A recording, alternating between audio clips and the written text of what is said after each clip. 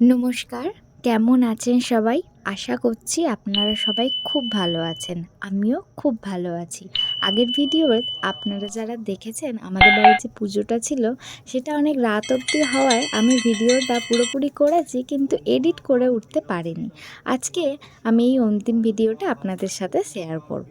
আপনারা পুরো ভিডিওটা প্রথম থেকে শেষ অবধি দেখে যান। আশা করি আপনাদের খুব ভালো লাগবে।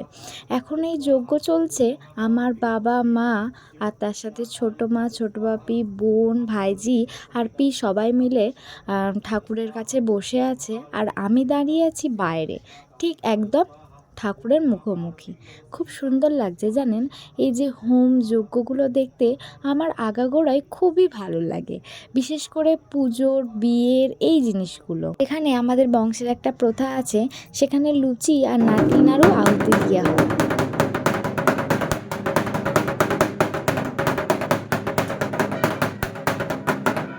সব পুজোই কিন্তু বিশেষ করে যেখানে কালী পুজো আর মায়ের দুর্গা পুজো, যেখানে ঢাক একদমই লাগে অবশ্যই, সেখানে ঢাক না বাজালে হয় বলুন? তাই ব্রাহ্মণমশাই ওখান থেকে বলেছে একটু ঢাকটাও বাজিয়ে দিন, আমি এখানে আরতি করছি।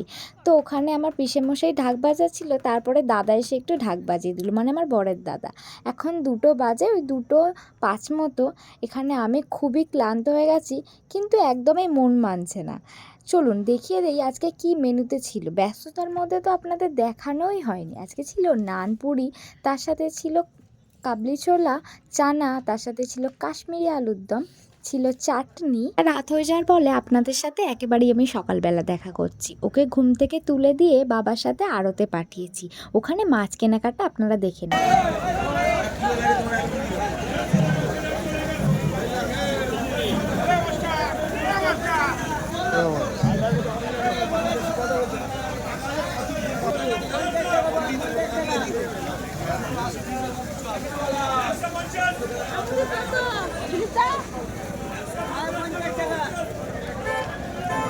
দাম জানে যা বলে জানে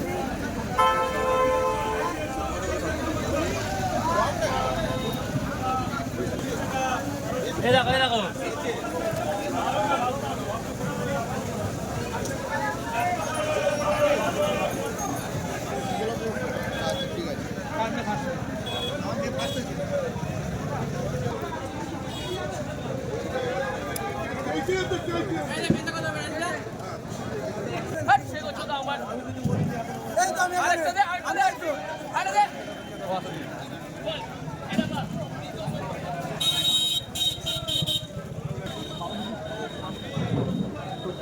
এখন দিদি আপনার এক্ষুনি তাহলে কত টাকা 100 টাকা বাদ দাও না 35 বছর যাবে না বিশ্ববিদ্যালয় আমি দিবেন তো যাবি না মা ঠান্ডা কখন ছাড়াবো আমি থাকলে না, আমি ফাঁকা পেলে আমি ছাড়াবো আজও মা ফেলে দিতে হবে পোকা হয়ে যাবে।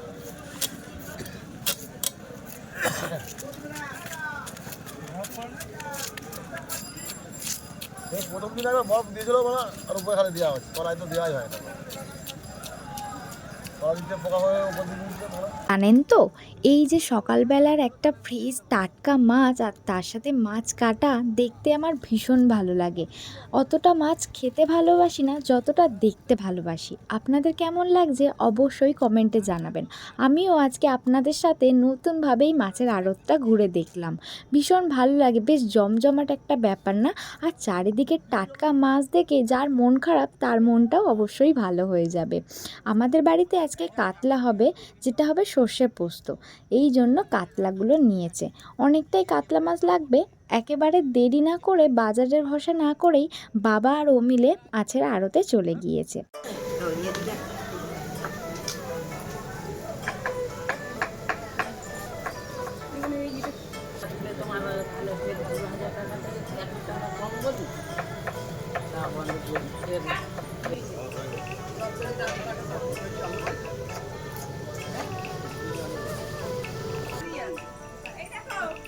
ও আর বাবা এইমাত্র ফিরে এলো, তার মধ্যেই মাছ পরিষ্কার মতো ধুয়ে রান্নার এখানে চলে এসছে, আর তার মধ্যেই রান্নাটা বসিয়ে দিয়েছে।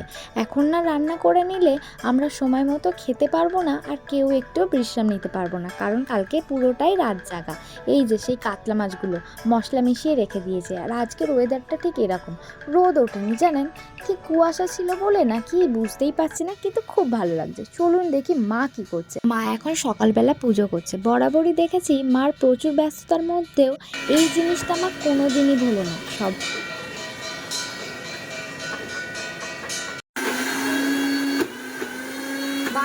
জল দিয়েছে। আমাদের বাড়ির যত সদস্য আছে তাদের এই কাজের ব্যস্ততাটা আপনারা কি দেখেছেন? আমি দেখতে পাচ্ছি। একটুও দেখে মনে হচ্ছে কেউ কালকে পুরো রাতটাই জেগেছিল।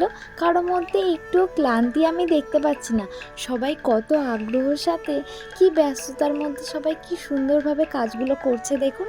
আর এখানে রান্না একটু বাকি আছে। এখন ওই বাঁধাকপি চচ্চড়ি হবে, আর তারপরে হবে মাংস কষা। এখানে ছোটো বাপি সব একা হাতে কি সুন্দর তাড়াতাড়ি করে কাটছে দেখুন। চলুন দেখি কতগুলো রান্না হলো, আপনাদেরও দেখিয়ে দেই। এই যে এখানে সব ঢাকা দিয়ে রেখে দিয়েছে।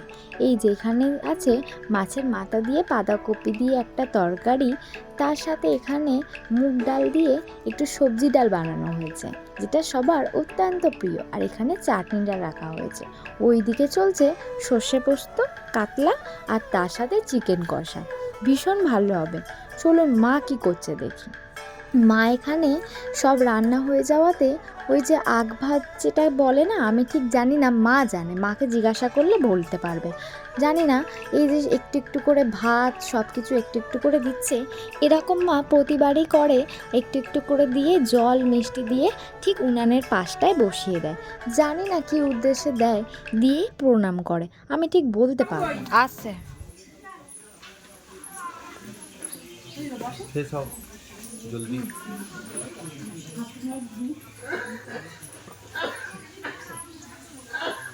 এটা দেখে আপনাদের মনে সবারই প্রশ্ন জানবেন যে এটা কি হচ্ছে। আমাদের কুলোগুরু চলে এসছে। উনি এখন এসছেন, কালকে আসেননি কেন? ওনার এত বয়স হয়ে যাওয়াতে কালকে রাতে ওনাকে আর আনা হয়নি, এখন আনা হয়েছে। উনি এখন থাকবেন আমাদের বাড়িতে। আর এই যে সন্ধে হয়ে যাওয়াতে আমি আপনাদের একটাই কারণে দেখাচ্ছি যে কালকে বাড়িটা আমার কেমন জমজমাট লাগছিল, আর একটা দিনের মধ্যেই সবটা কেমন পাল্টে গেল, এটা আপনারা দেখুন। আমার তো মনটা খুবই খারাপ। চলুন তাহলে আবার দেখা হবে নতুন একটা ভিডিও। এখানেই ভিডিওটা শেষ করছি। আপনারা ভালো থাকবেন। টাটা সবাইকে।